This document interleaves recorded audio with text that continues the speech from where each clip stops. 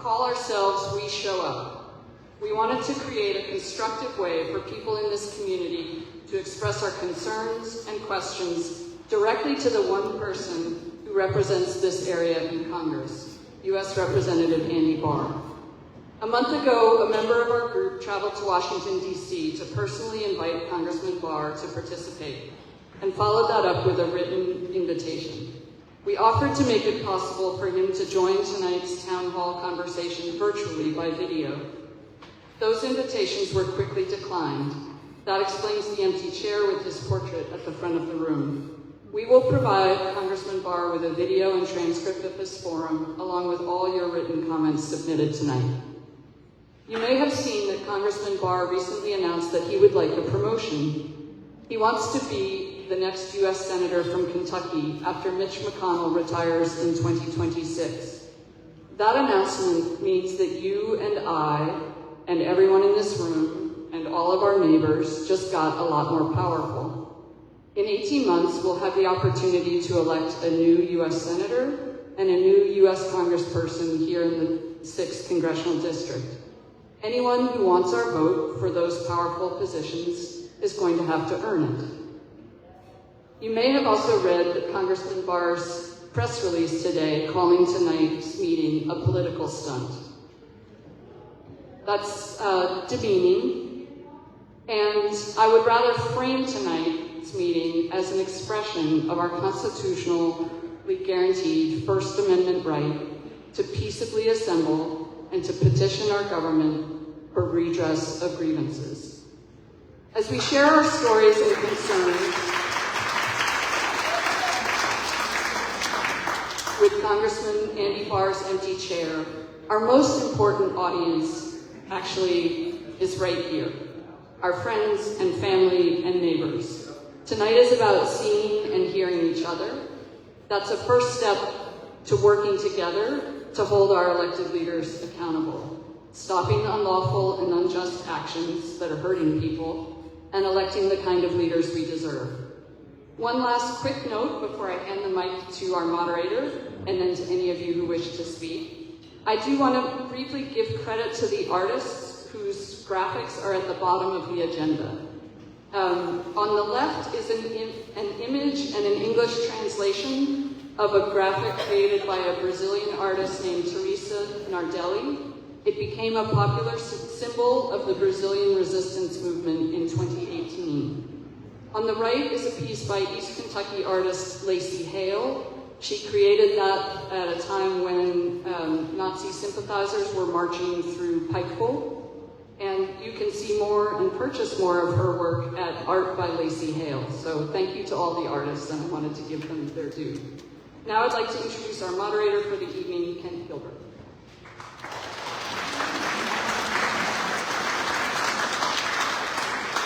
Good evening, everyone, and what a pleasure it is to be with neighbors and friends. I wanted to give you a few of tonight's technical ways that we'll be conducting our work together. And one of the things you'll see in front of us is we have a timer that is going, as you can see. I hope you can all see that. Every speaker who speaks tonight will have 90 seconds. You won't have less than 90 seconds. And we're asking you to not take more than 90 seconds. We want it to be available to all and as many as possible. So to that end, when you're asked to speak, if you have registered when you came in today, you will have a group number, and just like Southwest Airlines, we will call you up by group. That way you don't have to stand in line. You may rest comfortably in your seat, and then you can jostle for position just among those in your small group. We hope, if not everyone takes the full 90 seconds, that there will be opportunities for those who would like to circle back if you got cut off, or if we've gently taken the mic away from you, and we will gently take the mic away from you. Then you'll be able to have a second chance to come back. In addition, we hope that you'll take advantage of the cards. Any stories that you'll see Representative Barr's address is on there. If your story or comment won't fit on the card, we'd be delighted to carry them with a larger piece of paper if you'd like to do that. A few simple directions. Restrooms are back behind you on the door that you see. We would ask you now to please turn off your cell phones. If you wouldn't mind just to silence them, put them on stun, that'll allow us to focus mostly on what people are saying and our neighbors who have taken the time to speak. In addition, as I say, you'll be seeing this timer reset. I rely on you to help me if I somehow, my fat finger forgets. Please help me. We want to give everybody the right amount of time. We hope to, as we say, maintain a certain level of decorum because everyone here is a valued member of this community. And to that end, we're going to ask something special of you. And if you watch presidential debates, you will be familiar with this. We are going to ask you, please, to refrain from any vocal or applause, either pro or negative. Allow people to have their speech. Allow everyone to have their expression. This will also not only respect their position and allow you a chance to breathe deeply and take in what you've heard, but also it's a time factor. All of that applause means that there is something that someone else doesn't get a chance to share. We'd like to increase the sharing and decrease the partisanship or perhaps the cheering. We would, however, if you wish to use the ASL, sign language, acclamation, or something you're feeling particularly excited about, we would permit that, and then at the end we would then applaud all of those who took the time to make comments public.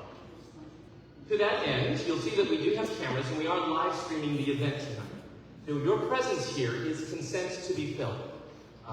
There are also news outlets that are here, and your presence here and speaking in a public event, I hope no one will be surprised that you might be quoted in a public forum.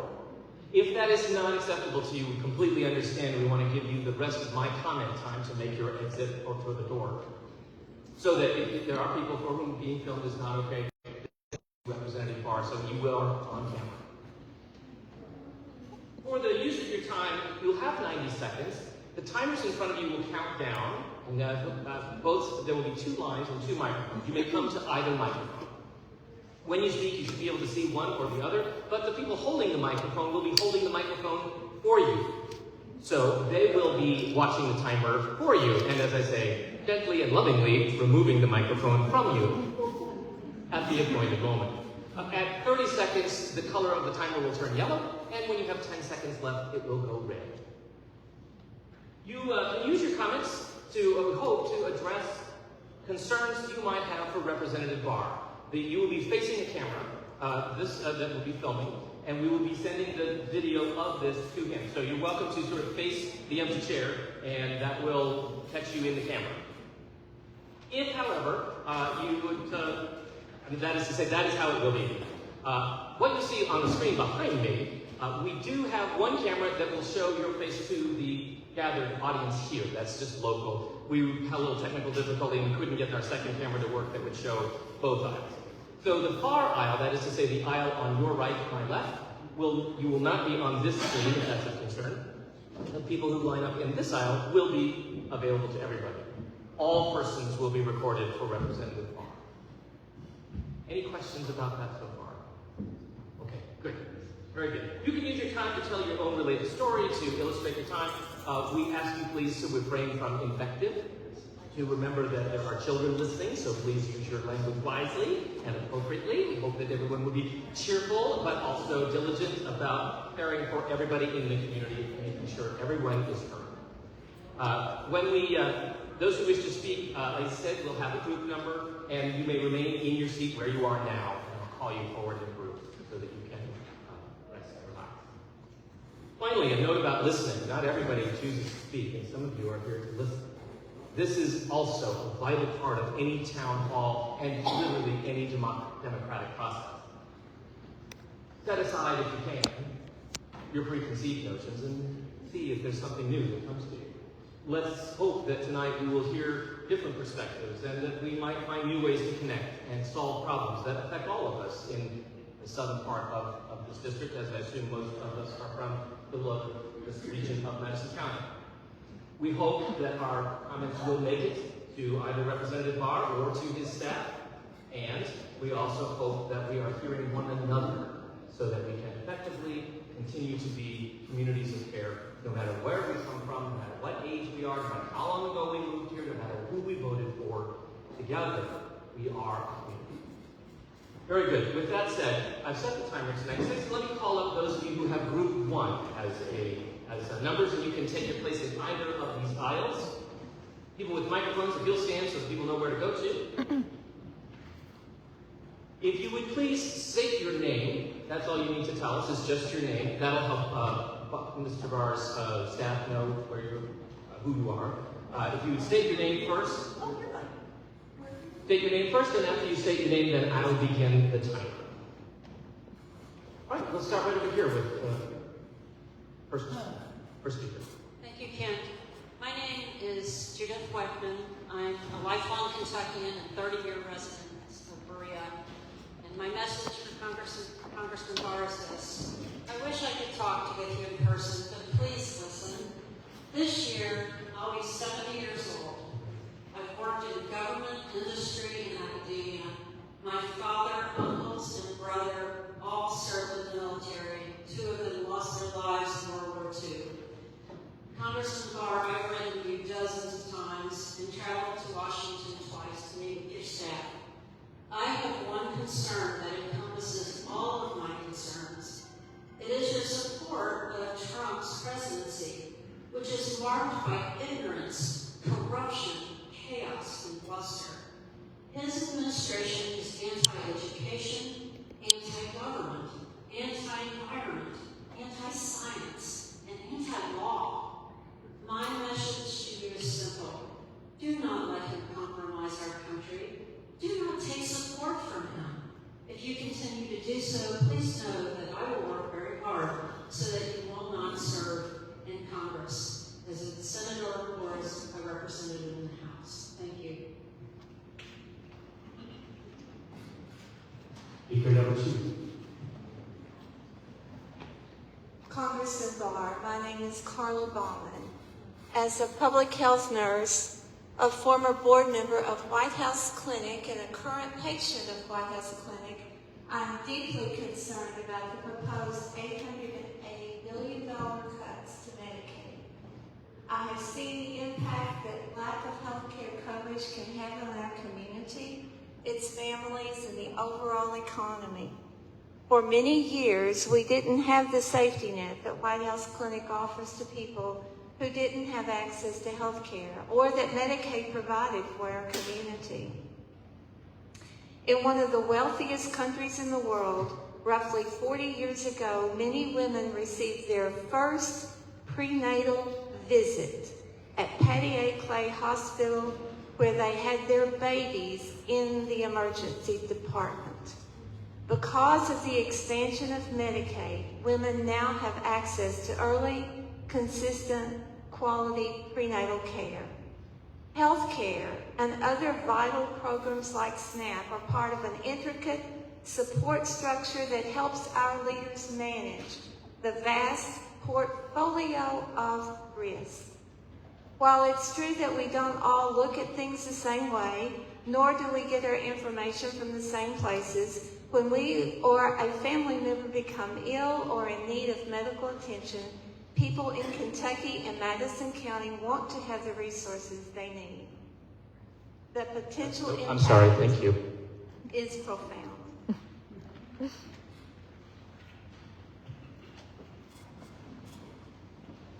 Hello, my name is Anthony Looney, and I'm running as a candidate for state representative in District 81 that runs through Richmond and Berea.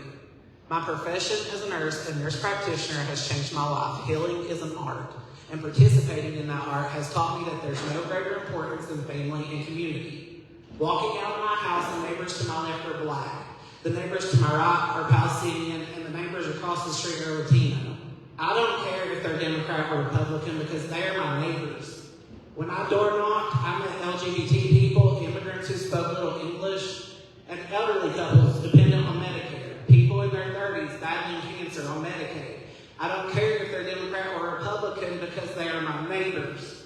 Andy Barr, your actions and neglect have shown that all of Kentucky, you do not understand what it is to be a neighbor. You would have my neighbors deported. You would have my neighbors kicked off their Medicare. You would have my neighbors kicked off their Medicaid, and by doing so, attack their pursuit of life, liberty, and pursuit of happiness. The people of Madison County will not stand for this any longer. You will lose your Senate race. We will flip the 6th Congressional District, and we will overturn the dangerous supermajority causing devastation in Frankfort. Your white Christian nationalism will not work here. In Madison County, we prefer the love thy neighbor version. Thank you. Speaker. My name is Lisa Abbott, but I'm reading a statement from a 19-year-old member of our community today. Hello, I'm not here today due to my anxiety. I've asked Lisa to read my story. I'm 19 years old. I've been affected by deportation plans of President Trump. My family has been ripped apart. My dad, who has given us everything, was taken from us in such a short amount of time. My whole life has fallen apart and my mental health has plummeted. My dad, who has been the only person who has supported me in this lifetime. He is the only one who stepped up and took care of me through everything and who loved me. My dad, his house, and everything he worked so hard to get is gone. He's a good man. He started at the bottom here in the tobacco fields and worked his way up to where he was. He paid so much money to try to get citizenship, and one awful turn of events ruined everything for him and everything for us. The worst he's done is get a minor traffic violation in almost 20 years in Kentucky, a traffic violation. It breaks my heart that he couldn't be here to see his first grandbaby be born or to hold him. That baby has the best grandfather. I know because I had the absolute best dad. I've sat here shattered. I wish I had even a hug from my dad. If I had known that would be the last time in my dad's home with him, I would have hugged him tighter. The deportation that is happening is tearing families apart. Not just mine, but so many good people who are being ripped away from their families and put into a country where they haven't been in decades with nothing but the clothes on their backs to start over again. Thank you. Group 2. Those of you who have tickets in Group 2.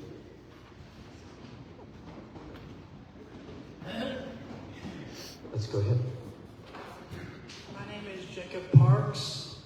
My message to Congressman Barr would be that I'm worried about the cuts that are proposed for affordable school lunch and how that's going to impact so many children in our community. My mom's a lunch lady, and I can tell you that even from being in school, not a lot of kids are able to afford school lunch. Not a lot of families are able to provide the lunch, and sometimes those kids they're neglected.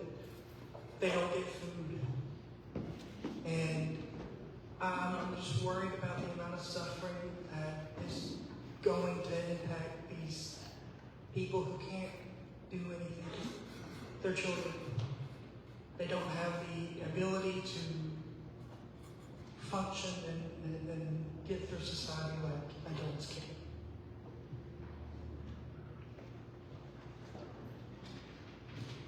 Hi, I'm Ron Robeson. I'm an emeritus professor of biology who taught at Kentucky College for almost 40 years.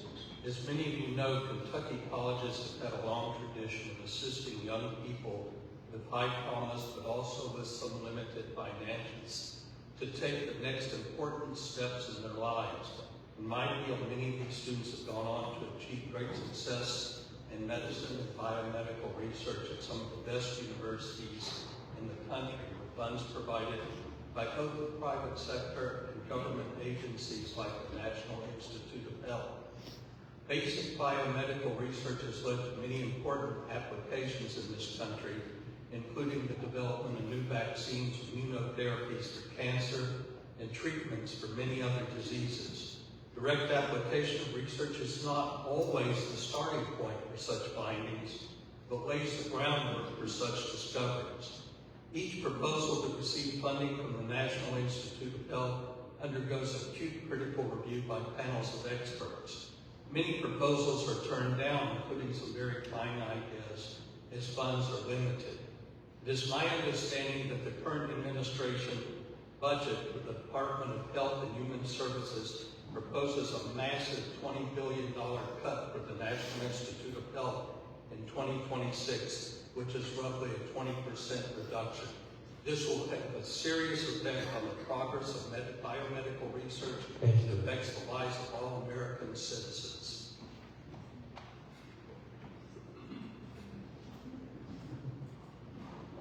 Hi, my name is Cindy Amundsen. I want to begin by reminding Congressman Barr of his oath of office. I do solemnly swear that I will support and defend the Constitution of the United States against all enemies, foreign and domestic, and I will bear true faith and allegiance to the same, that I obligation freely without any mental reservation or purpose of evasion, and that I will well and faithfully discharge the duties of the office I am about to enter, so help me God. Congressman Barr, by calling this a political stunt and not showing up, I believe you are violating your oath of office. I have been a lifelong Republican until Trump, and I have been horrified watching his abuse of executive power in his first 100 days. Many of his actions have been ruled unconstitutional by the courts, but the President and his Department of Justice have ignored the rulings of the federal courts, even the Supreme Court, which has ordered the return of a man sent to prison in El Salvador without due process as required by the Constitution. This defiance of the federal courts is a constitutional crisis. Impeachment by the Congress is the only remedy. Senator Murkowski has revealed that the fear that is in the Congress. Thank you. My name is Jeff Sebesta. In August of last year, a number of us from the 6th District, especially Berea, traveled to Fancy Farm to protest the war between Israel and Palestine. We were very clear about what we wanted. We said ceasefire now. Congressman Barr chose to comment on our action. His comments contained both inaccuracies and falsehoods. The most important of which is that he called us pro-Hamas. We are not pro-Hamas. We are anti-genocide. We have no preference for a political party and another nation. We feel that no American should. It is not up to us to decide who runs our nation, whether it is Palestine, Israel, or another nation, so long as they follow international law. It is inescapably clear to practically everyone alive that Israel is not following international law. America is funding a genocide, and we are supporting this. We are sending 6 planefuls of weapons to Israel every day. They are using it to murder 70% of women and children. It is a world crisis, and Barr is failing to represent us in this. Not only that, he is mischaracterizing the clear requests of his constituents. Until such time as he can represent the constituents that he already has, it is inappropriate for him to seek a higher office. Thank you very much, and may I say, free Palestine. My name is Kim Copersmith. I'm reading this statement from my friend Russell Janine Hestridge, who wasn't able to make it tonight. Congressman Barr, my husband and I have lived in the Berea area for almost 30 years and feel very blessed to be raising our 14-year-old daughter in this sweet rural Kentucky town. Both of us hold leadership positions with large nonprofits and through careers of service have helped usher millions of dollars into the state to help Kentuckians achieve a better future. Because I am mostly deaf, there was a time early in my adult life when I wondered how I would contribute to that better future. Though I was raised by hardworking people who strongly advised me to pursue a career of service, and I secured a college degree directly out of high school, my disability made me stand out in competition for limited job vacancies. I felt hopeless at times, but thanks to federally supported programs like vocational rehabilitation, I was able to get hearing support services, including hearing aids. My 3 decades of service to my community and state as a nonprofit professional are directly attributable to the support I received from this program throughout my career. For years, I have felt grateful beyond measure that a life of hard work and commitment to service has led to a place which, until recently, felt very hopeful. When my daughter would ask about challenges that she and her classmates encountered, I assured that in America, there were many public support structures designed to overcome barriers to success. I fear that I am deeply worried about the future of Kentucky. Thank you.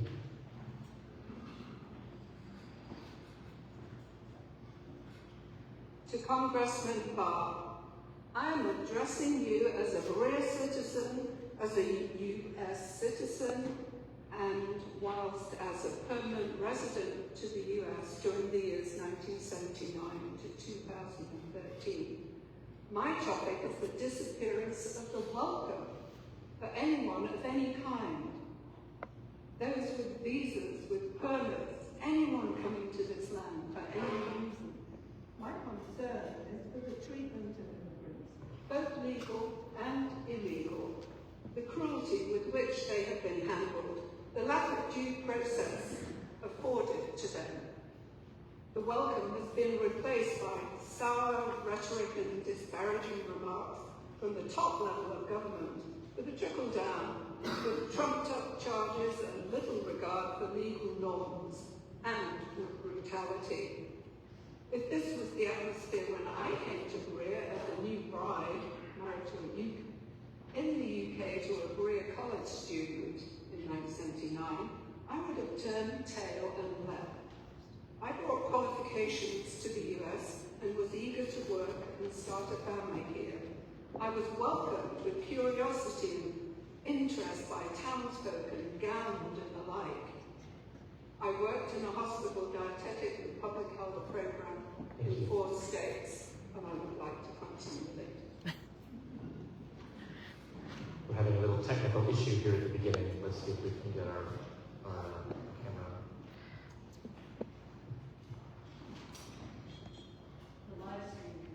The live stream continues. Very good.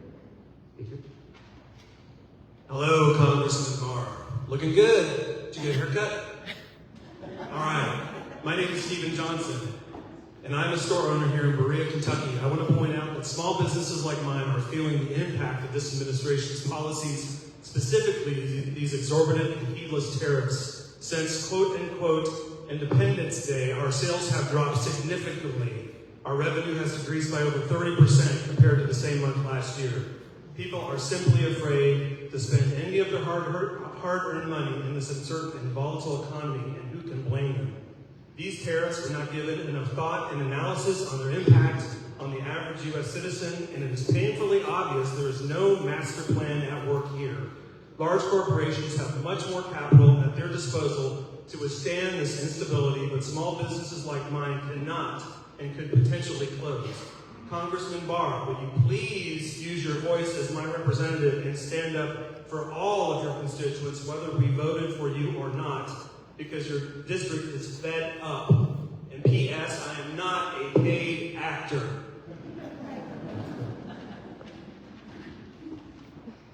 Congressman Barr, my name is Doris Pierce. I'm a retired professor from Eastern Kentucky University, and I am rising today to express my frustration with your vote for the SAVE Act.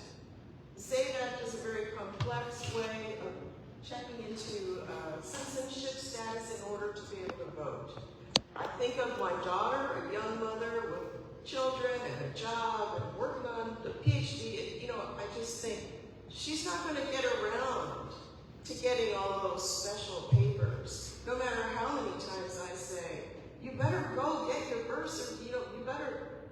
It's going to disenfranchise a lot of women when you're required to show a matching name between your driver's license and your birth certificate. That is not the culture in which we live. Many, many women change their names when they get married. In this pronatal environment of the Republican world, how can you disenfranchise women who are so willing to take on the name of their husband?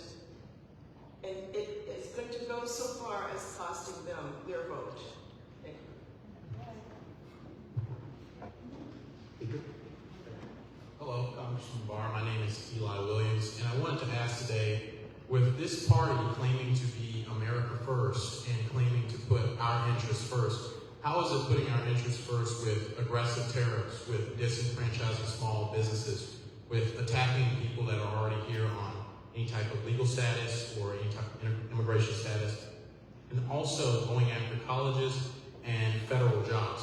I'm someone who's an independent thinker. Sometimes I can vary to the left or I can vary to the right, but seeing this and seeing how it will affect the younger generation who is already starting off at lower economic status than the boomers or the Gen Xers, how can we contend when employment is being attacked, when people are being attacked for where they come from, and also when aggressive tariffs are being put against the generation who, one, has the lowest purchasing powers? People like my grandfather or my grandmother who had great careers in government, great retirements, a golden parachute, I would describe it as, already have purchasing power and will be okay. But how is someone like me, a young student who's here in the community, have as much purchasing power today as someone else when a lot of these actions are taking away our power. A lot of people cannot 100% go to the private industry. We have to have decent federal jobs, we have to have decent retirements, and we have to have healthy small businesses. It's unfortunate that you were not able to make it here today, but I'm not surprised. Thank you. Thank you. Hello, Andy. My name is Ellen Mack. I'm a retired professor of psychology and organizational development. I understand that you hope to be the senator of Kentucky. I would suggest first that you take care of the district that you're in. The future of this state depends on a well-informed workforce who has critical thinking skills. And yet, you have assisted or enabled the regime of Donald Trump to slash SNAP benefits and chip children in poverty can't learn without adequate nutrition. The other day I heard that you were going after Head Start. That's not very smart, Mr. Barr. Those children will be our citizens. They're your constituents as well. So I ask you to reconsider, to stand up for Kentucky and be a man. Thank you.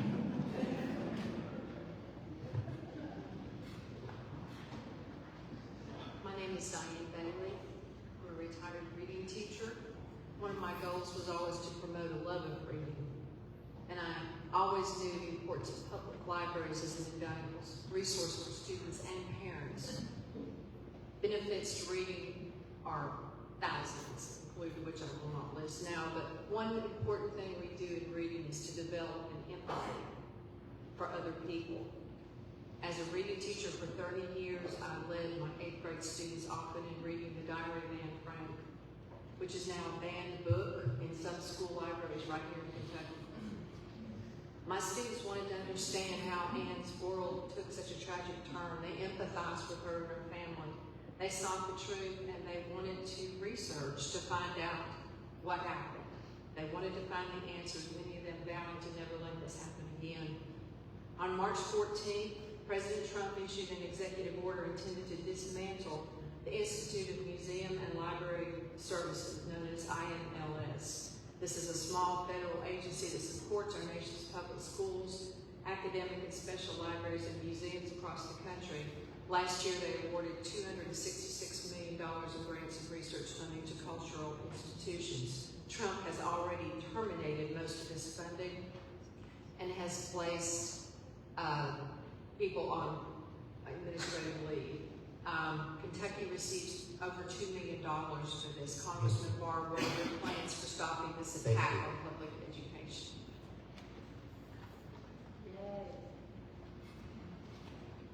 Congressman Barr, my name is Miranda Weckman, and I have been living in Madison County since 2014. As a citizen and follower of Jesus, I come to share my concerns with you today. I've been working for a nonprofit that helps rural American families, primarily Kentuckians, for the past 5 years. With the Department of Education and other funding being cut, I ask you, is it un-Christ-like to heal or help my neighbor on the Sabbath? I fear for my neighbors that are LGBTQ+, immigrants, or disabled.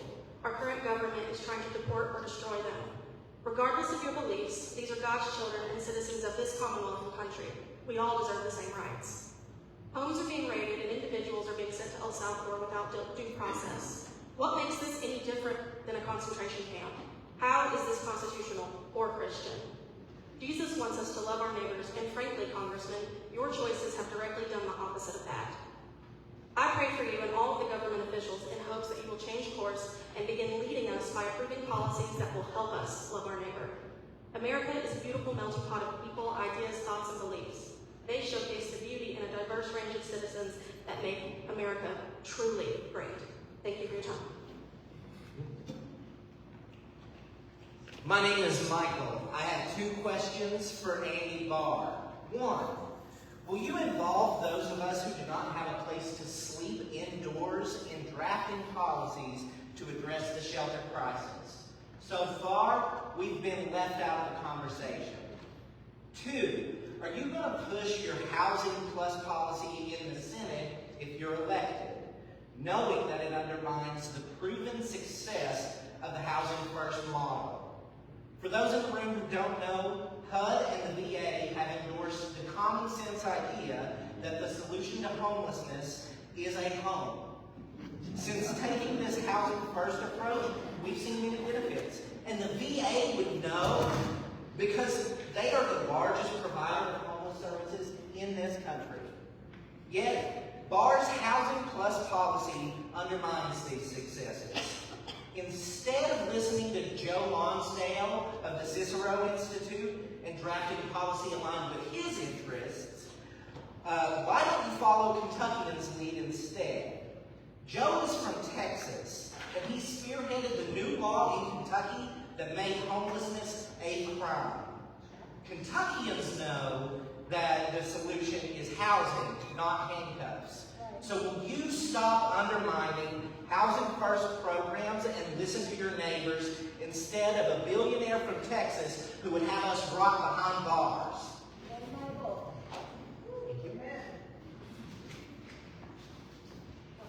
My name is Craig Piles. I have lived in the 6th District since April 1963. Moved to Lexington as a 13-year-old just months before the assassination of JFK and have witnessed such things as the Civil Rights Movement and the Vietnam War, which as a Marine I participated in and was wounded in action in '68. As traumatizing as that was, I never lost faith in my country until now. Years ago, while attending the American Legion Awards banquet, the speaker made the profound statement that a politician can only do 2 things, count money and count votes. He was warning us about our vulnerabilities to politicians. This is where you come in, Congressman Barr. From your days of carrying coffee for Ernie Fletcher, you learned that the veterans' vote is important. Apparently, you don't believe that anymore. Veterans are feeling like you jilted your girlfriend. You never call, you never write, and you sure don't show up at a town hall meeting. Our country is in serious trouble with sickness of selfishness by the wealthy, despair by the have-nots, and hatred and fear of the immigrants promoted by racists. I have not heard one word from you, Congressman, addressing any of these issues. But then again, why would you? You've got yours. I have been to veterans events where you spoke and I listened and you never inspired me. Your 2-finger index finger shaking at the crowd was supposed to get our attention to emphasize whatever point you were trying to make. If I was a target, you missed. I've been to war, I've traveled the world, I've seen depressing. Thank you. Thank you all for all doing great on time. Group 3, it's all you. Come forward, either aisle is open. Hello, I'm Chuck Eddy of Lexington. Representative Barr, I'm a member of Moms Demand Action. We're not anti-gun, we're for gun sense legislation reducing gun violence. To do this, we need background checks and red flag laws that through the courts temporarily remove guns from people who would harm themselves or others. We need to hold gun manufacturers responsible. You need to hold gun manufacturers responsible. You need to support these programs. With LaAsia Ballard, who's sitting here with me tonight, we've recently started a local moms group in Berea. We're going to be doing Be Smart training about secure gun storage. Thursday, May 22nd at 6 p.m. at the Berea Library. You can see us for information after. And Congressman Barr, you're welcome. Congressman Barr, we need you to demand President Trump reopen the White House Office of Gun Violence Prevention that he closed. Thank you very much. Thank you. Good afternoon, Congressman Barr. My name is Amber Melder Schaefer, and I represent a group here in Berea called Berea Earth Warriors, and we are an environmental education and conservation group. My heart is heavy with many feelings today: fear, overwhelm, shock. I agree with by my fellow Bereans. But I am here to speak about one bill in particular. SB 89 threatens all of our water.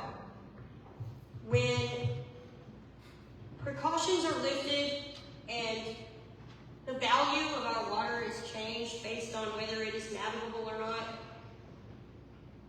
we open ourselves up to all of our waterways being poisoned. Because in case you did not know, Congressman Barr, gravity exists and rain falls down and then it comes downhill in the streams and creeks that you wish to roll back the protection from, and that water does end up in the protected waterways after all. And we all need water. All of us need water, no matter how we voted or where we're from or how we feel about what's going on in the country right now. We need clean water. And that's all I really needed to say today. Thank you. Thank you.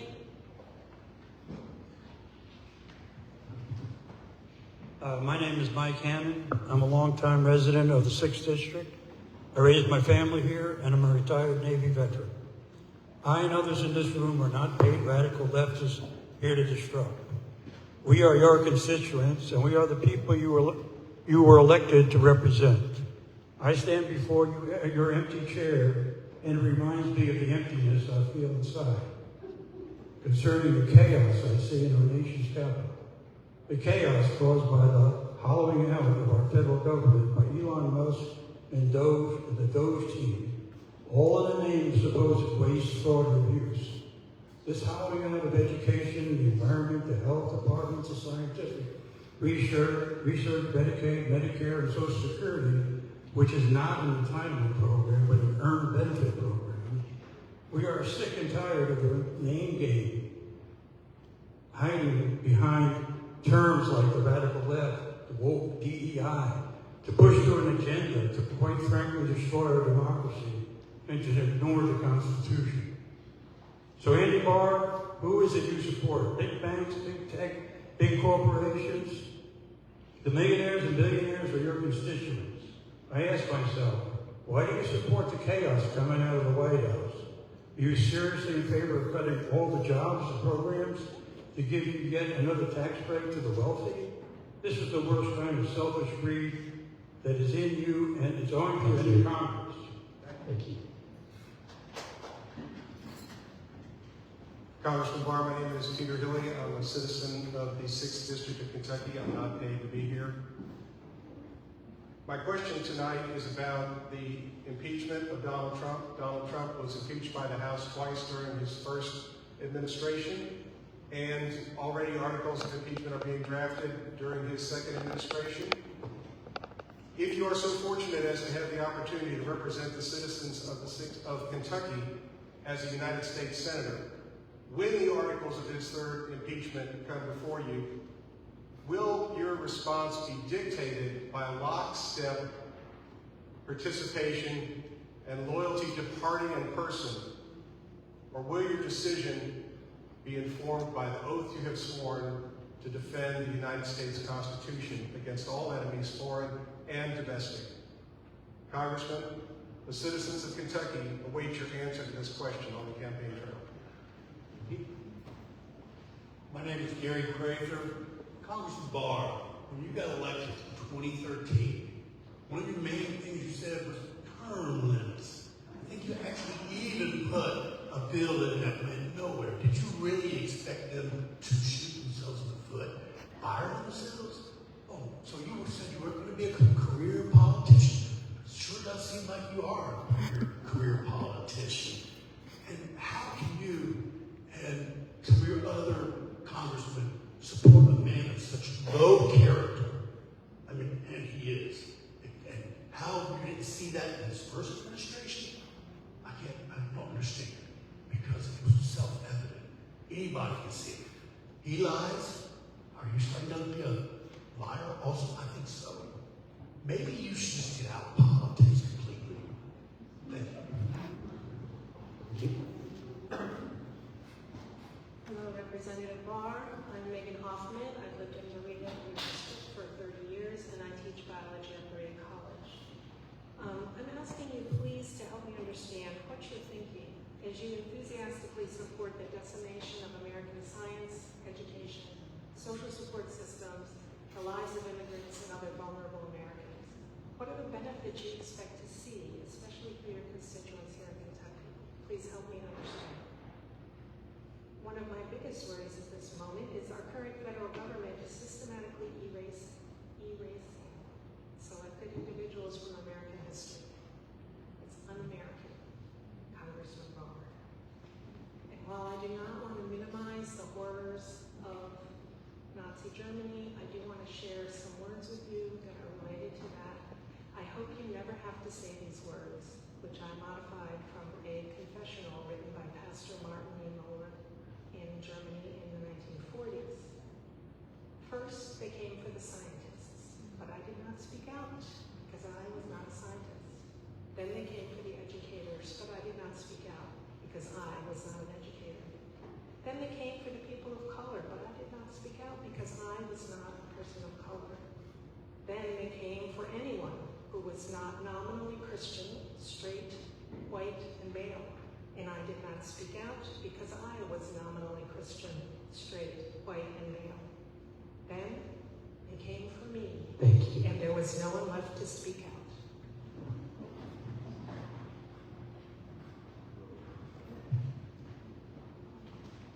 Hi, Congressman Barr. My name is Jennifer Elam, and I live in Berea. I spent my life in education, working as a psychologist the last 13 years with preschoolers and Head Start, so I could advocate for some things that I've already heard. But I also want to talk about some things I haven't heard. I own a piece of my family's farm that's been in the family since the 1790s. Recently, a friend of mine who works at Kingman called me, and she said, "Jennifer, there's no cars in the parking lot.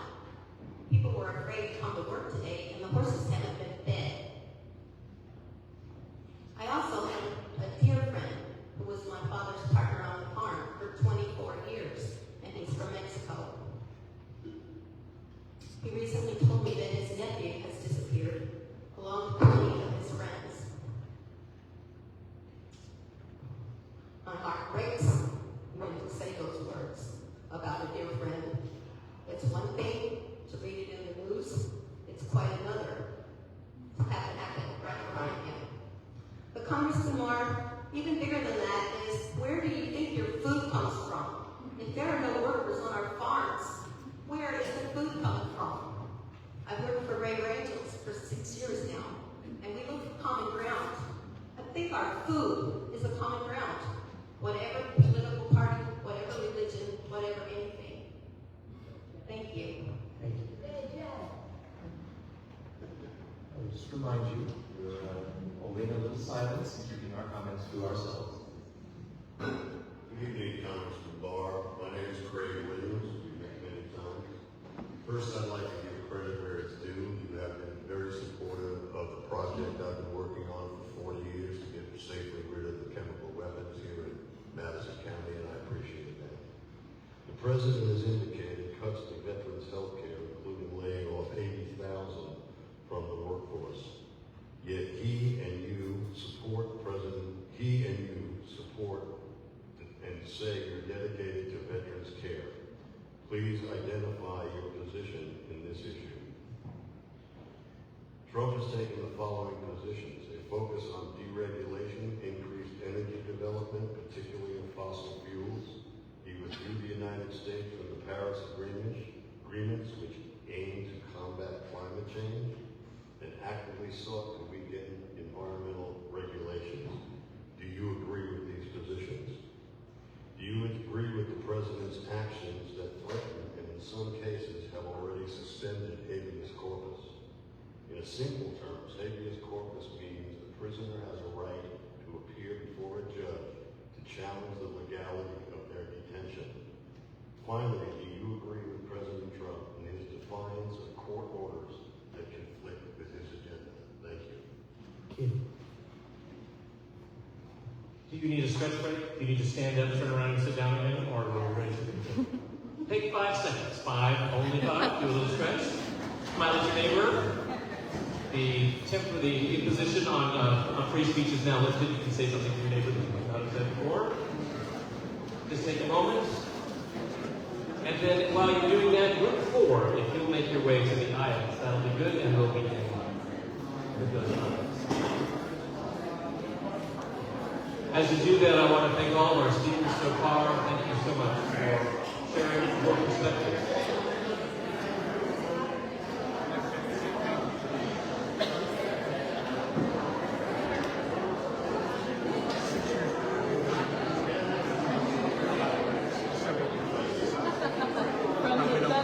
Yes, I do. I remember talking about. And your 30 seconds is up. Please, may I invite you back to your seats. If you don't mind, thank you so much. There are cookies and water on the side table.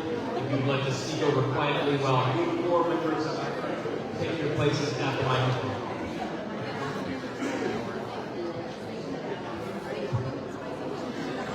We are certainly grateful for all the volunteers. I am asking us all to take our seats again as we begin our conversation.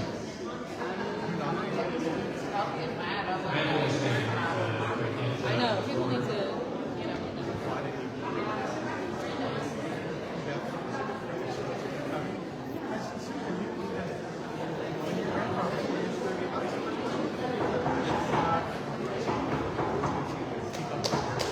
I'll see you around.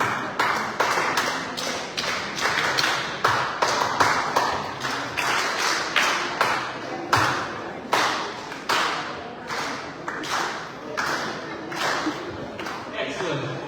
Thank you all. And thanks to Mrs. Webster, my kindergarten teacher, whose time-honored techniques are still working. Please take your seats. So we have speakers ready and able. Those of you at the tables, I'm going to ask you to maintain silence. If you are at the food table or sitting around the side, this is the time to stop your ex parte conversations. Those at the table, all in the room. Please grant your attention to the speakers who have taken time out of their day and evening to share with us today. Speaker here at microphone number 1, you have 90 seconds.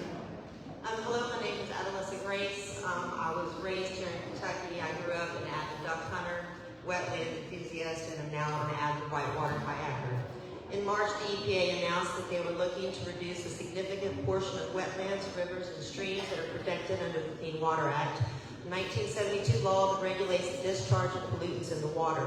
They emphasized that it would be doing this, enforcing their interpretation of a 2023 Supreme Court ruling, Sackett v. Environmental Protection Agency. The Sackett decision found that millions of acres of wetlands, more than half, are not protected by the law, meaning that a permit is no longer needed to dump pollutants or destroy wetlands by filling them. My question to you, Garland, Hale, Barr, IV, you won't respect my pronouns or my chosen name, I'm not going to respect yours. How does lifting protections of our waterways, of the very water that nourishes our fields, our agriculture, our bodies, and fuels our bourbon industry, an industry that has a congressional caucus of which you co-chair, help Kentuckians, help our waterways, protect our water, protect our lives. Water is life. Get up off your bended knee and do your job. Thank you. My name is Jill Gerdutowski. I am deeply concerned, Andy, about your glowing support of the Trump administration. One item I find troubling is the wrongful seizure and deportation of innocent persons. On Monday, the Chronicle of Higher Education ran an article about an interview with Anders Kansuri, an Indian postdoctoral fellow at Georgetown University who was arrested outside of his home last month. He was told by the arresting agent that they knew he was not a criminal, but that someone at a senior level at the Secretary of State's office doesn't want him here. The current administration can't deport someone because you don't want them here. To quote an Andy I do respect, it ain't right. All people on U.S. soil are entitled to due process as guaranteed by the Fifth Amendment, which is part of the Constitution, that document that you took an oath to support. What makes this story more nauseating is that Suri is here teaching through Scholars at Risk, a program that organizes temporary research and teaching positions at institutions for scholars suffering grave threats to their lives, liberty, and well-being in their home countries. Some say haven this country turned out to be. My definition of a great America does not include stripping away civil liberties. Thank you. Thank you. Hi, my name is Peggy Coyne, and I'm a resident of Berea, Kentucky. You and your President Trump are so focused on eliminating DEI. Let's talk about that. DEI, D, diversity. What is the opposite of diversity? Uniformity. Equity. What is the opposite of equity? Inequality. Inclusive. The opposite of that is exclusive. So you want a society that is uniform, unequal, where only the rich have access to representation, exclusive, where special clubs like Trump's son just set up will allow access to all of your donors, and the nation has to all of your donors, and those are the only people that get access to our government. This nation has always been a pluralistic society which brings richness and culture. Let's talk about this isolationism that you seem to love so much. Isolationism. Last time that we went into an isolationist form of mentality was back when Herbert Hoover was president. Do you remember that? I wasn't born then. That ended with the stock market crash, the rise of genocide, Hitler, and World War II. We need to learn from our history. Isolationism is not the way to go. Thank you. Thank you. How about we treat Congressman Barr, listen up. How about if we treat every young man who wants to buy a gun like every young woman who wants an abortion? This whole quote is often attributed to Gloria Steinem, but we're not sure about where it came from. So, here it is.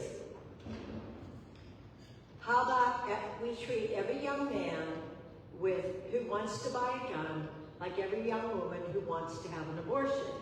Mandatory 48-hour waiting period, parental permission, a note from his doctor proving he understands what he's about to do, a video he has to watch about the effects of gun violence, and ultrasound wand up the back just because.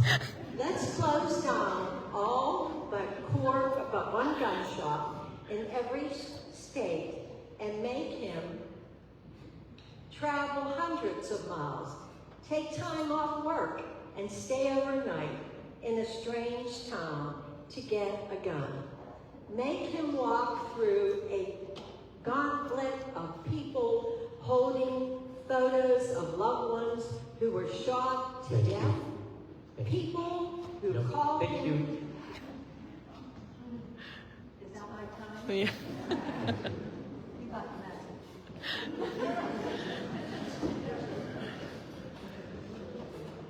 I can also invite Group 5 members if you'd like to make your way to the microphones. We'll just keep going seamlessly. Martin Richards, Berea, Kentucky. Congressman, democracy is not a political stunt. I am a newly minted Social Security and Medicare recipient. I'm a bit nervous about that, honestly.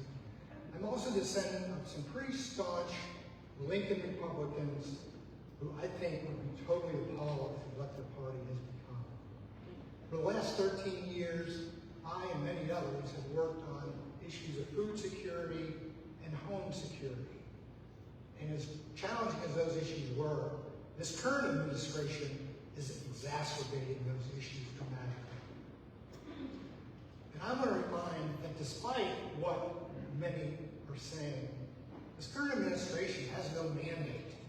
In fact, more people did not vote than voted for either candidate. But I do want to thank you because this room and so many others around this country, you're witnessing a movement. And over the next 18 months, we are going to turn out 100% of the vote so that everybody has a voice in these elections. Thank you. Group 5. Group 5 members? We have Group 5 members. Seeing none, I will open it to anyone who would like to speak. Yes, you're welcome to form lines.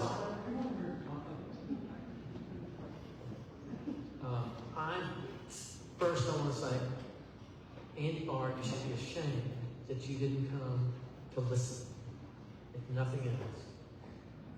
And I concur with so many, practically everything that I've heard, I concur with it. So I just want to say, rather than all those specific things that have already been said so much better than I can say them, I want to say something personal. I'm the spouse of a federal employee, or at least she was a federal employee until Monday. And the reason she did not continue to work for 35 years, which was her wish, was because of the Trump administration and the chaos, trauma, and utter suffering that has been inflicted on millions of federal employees. To the point where she had to make a report every week of 5 things she accomplished that week. And that had to be done over a number of weeks by millions of federal employees. And one federal employee did a study, and they figured out that that was not very efficient for the Department of Government Efficiency. They're losing millions of dollars every week. Thank you.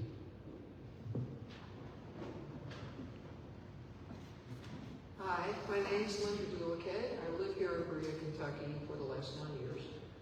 I did not intend to speak tonight, but it's required.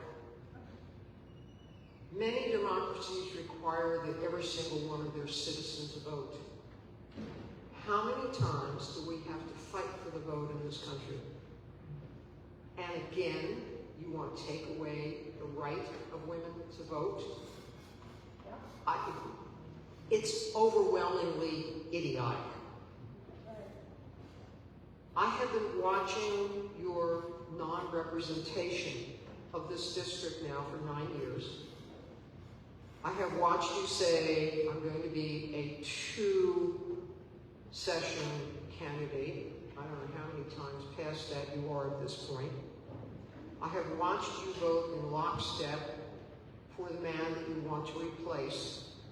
And the question I have for you is, who's going to be pulling your strings now? Because as far as I can tell, you've never had an independent thought in your life. And that's insulting. I'm terribly sorry. Thank you. Mics are open. Another speaker. Hi, my name is Becca Parrish. I have lived in Berea since 2005. And I don't have any prepared remarks, and I don't think I will speak the full time, but I was sitting here and it occurs to me that there are a lot of folks who are in our community who are afraid to be able to speak in the way that we have the ability to do tonight. And I wanted to just bring that to the forefront, and I want for Andy Barr to be aware that there are people who he represents who are literally afraid to speak, to live, to be, to stand up for themselves. And this administration and his support for this administration has made that happen. And I think it's really, really important that he is aware that there are a lot of people who are trans, a lot of people who are gay, a lot of people who don't have white skin, who literally are in fear for their lives at this point. Thank you. Others who wish to speak? We have one right here behind you. Hi, I also am not going to speak today, but today I saw a press release from Andy Barr's office that called this a political stunt. The last time I went to a town hall, he said we were paid actors, and I just want Andy Barr to know that if he had had a town hall, none of this would have happened. This event would have not been necessary, the other event would have not been necessary. We would have just had the event on your terms if you had planned one, as is your obligation. But because you didn't, and we waited until the end of the recess upon ourselves. So you get to hear us either way. Thank you. There is time remaining.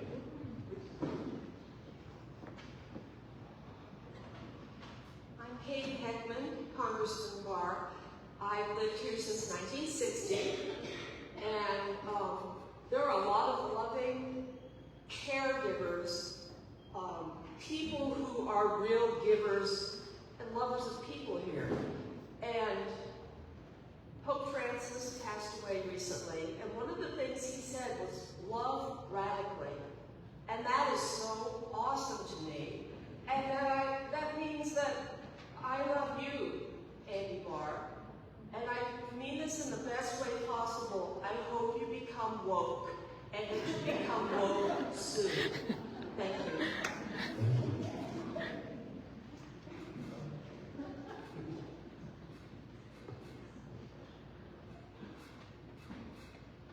Other speakers?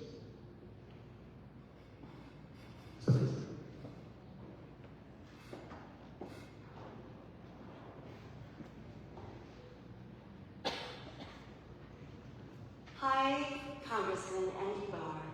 I wasn't prepared to speak today either, but I have a personal experience right now with the changing demographic of our homeless and those in need just because of the moves that are happening. You already heard people are losing their jobs left and right. People can't survive, they don't have their paychecks anymore, they're being evicted. They don't have enough money to pay for gas in the car, so the cars are not working. But it's against the law in this state and across the country now, I think, to be homeless. And this is fun to watch your growing demographic of people that are being fired and deported as well. I just thank the Lord, just got a wonderful Congolese student a citizenship. We just went through the citizenship process and he was sworn in just in time. But there are so many others, and those people are also homeless and trying to hide out to escape what you're trying to do. What's it, drain the swamp? Thank you. Yeah. Other speakers? Yes, sir. Hi, I was not also prepared to speak tonight, but Andy Barr, I just want to leave you with a quote from Abraham Lincoln. We are not enemies, but friends. We must not be enemies. Though the passion may have strained, it must not break our bonds of affection. The mystic chords of memory will swell when touched again, as surely they will be by the better angels of our nature. And I just want to ask you how you make sure that those bonds of affection will be touched. Thank you. Thank you.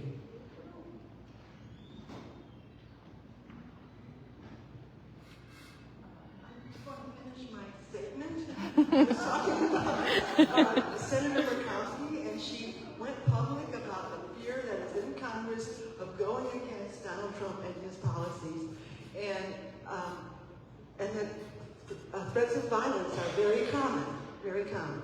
But I want to ask you, Congressman Barr, do you have the courage to support the articles of impeachment that are coming on Trump? And I also want to ask, would you support a congressional hearing of the abuses of ICE? Thank you.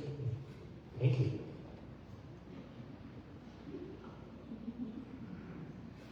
Congressman Barr, my name is Joy Britton, and I've been a teacher for 35 years. I taught my last class on Monday.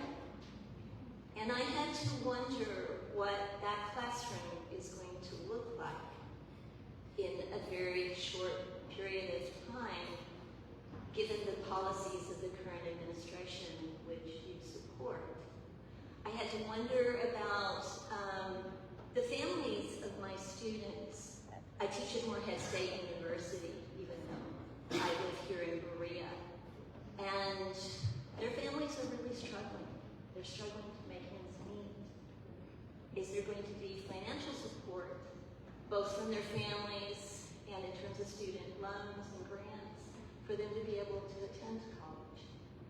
I have a lot of students who are feeling very scared right now because they don't feel safe. Are they going to feel supported to be in the public arena, to feel good enough about themselves that they will meet their full potential.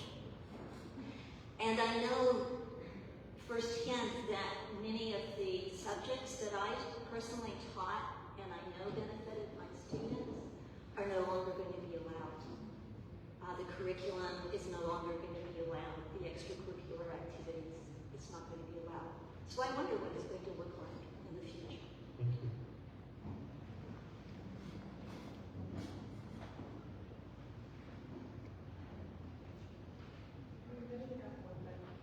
Yes? More than welcome.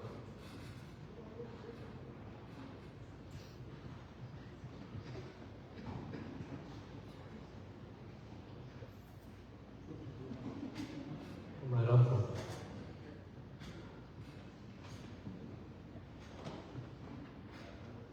If you'll just state your name and then the timer will begin. You're a good time. I just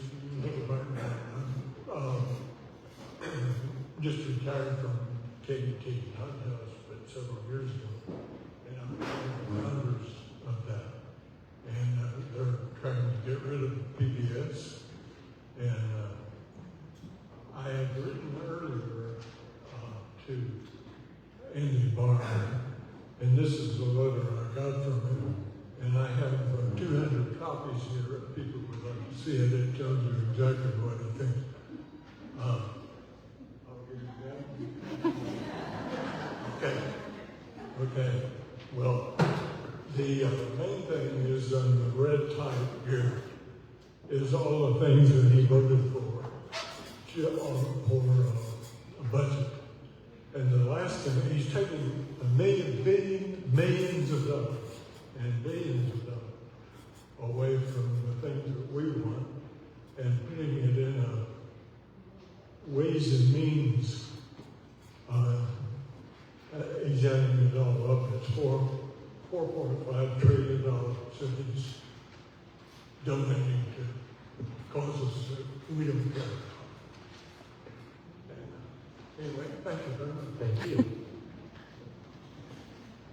Congressman Barr, my name is Eric Crowd. I'm a citizen of Berea and insist on adding my voice to this. Your oath to uphold and protect the Constitution has already been recited earlier this evening with an executive branch who is in open contempt of this Constitution, defiance of the judiciary, and usurping the responsibilities solely held by you and the Congress. I would like to hear from you how you will start fulfilling your solemn oath that you made before God and country.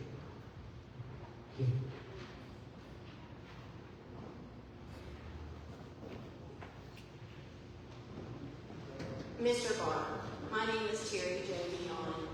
I've been a resident of Berea since 2004.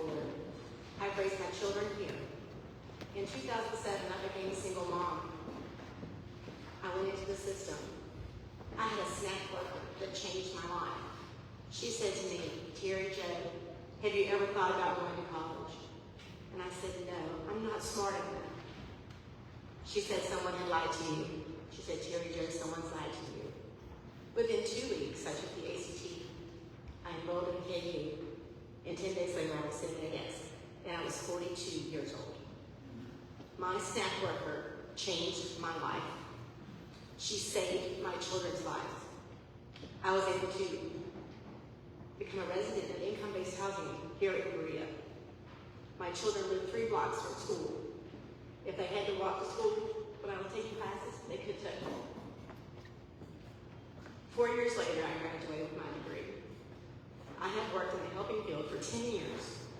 I have referred hundreds of clients and friends and neighbors to resources that are available to those that are marginalized and underserved.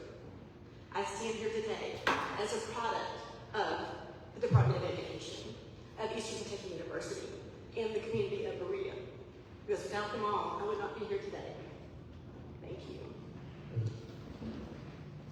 We are able to bring the microphone to you if you are seated and are not feeling comfortable standing, and if you would like to have the microphone brought, just raise your hand and catch the eye of one of the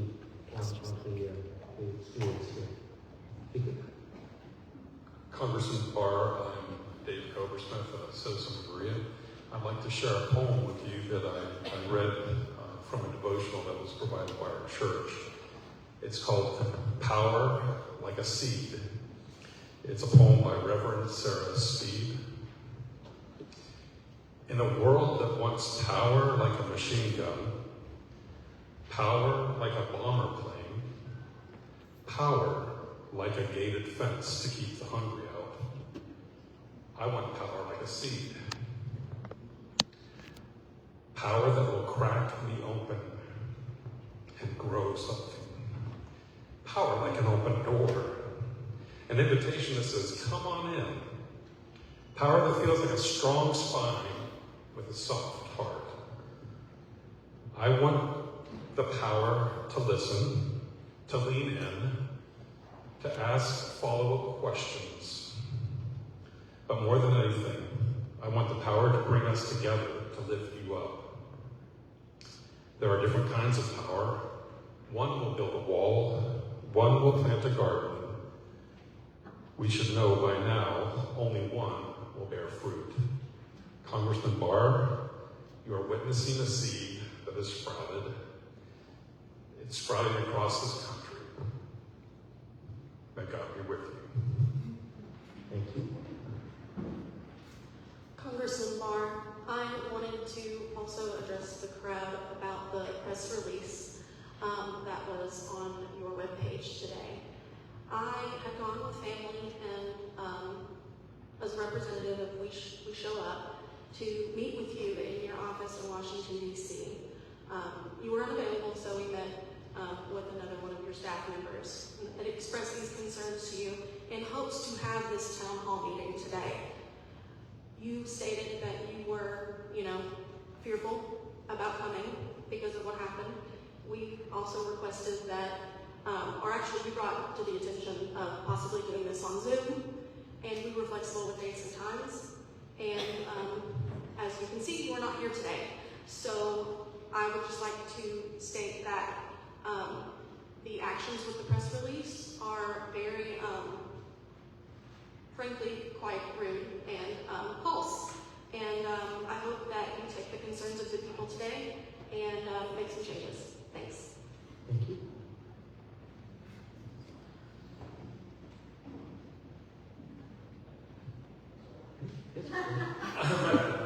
I'm going to, didn't mention this, but I've actually run a number of candidates against Andy Barr over the years, so I've gotten to know the man. And somebody asked before who he's going to be working for. Vanguard and Pfizer. That's where his money comes from. If you're curious, Vanguard and Pfizer. Thank you. Other speakers, we're happy to bring the mic to you if it's uncomfortable to come forward. Yes, sir.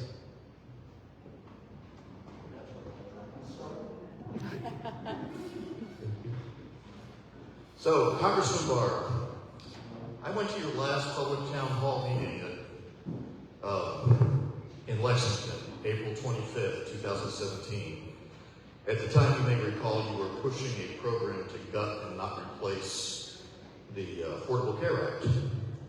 I had the privilege of being the first one to ask you a question, which was, don't vote for that Republican replacement until the Congressional Budget Office had graded it. You went ahead and voted anyway. And that's the last time you had a public town hall that you didn't control. I've been on a couple of the phone calls that you have controlled. And Congressman Barr, as you may recall, when I'm wearing this shirt, I'm completely nonpartisan. When I'm not wearing this shirt, I'm partisan. I ran against you in 2018-2020 Republican primary. I left the Republican Party December 18th, 2020, following the lies about the stolen election. Andy Barr, I will never vote for a Republican again. But you're still my congressman, so you need to listen. Please change your mind, change your heart, and come down and have a public town hall. Thank you. Thank you. Anyone else would like to speak?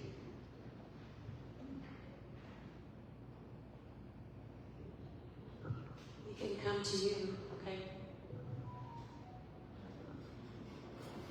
Seeing none, Let me ask this then, as we draw our evening to a close. The ban on applause is lifted. Let us thank all of those who shared.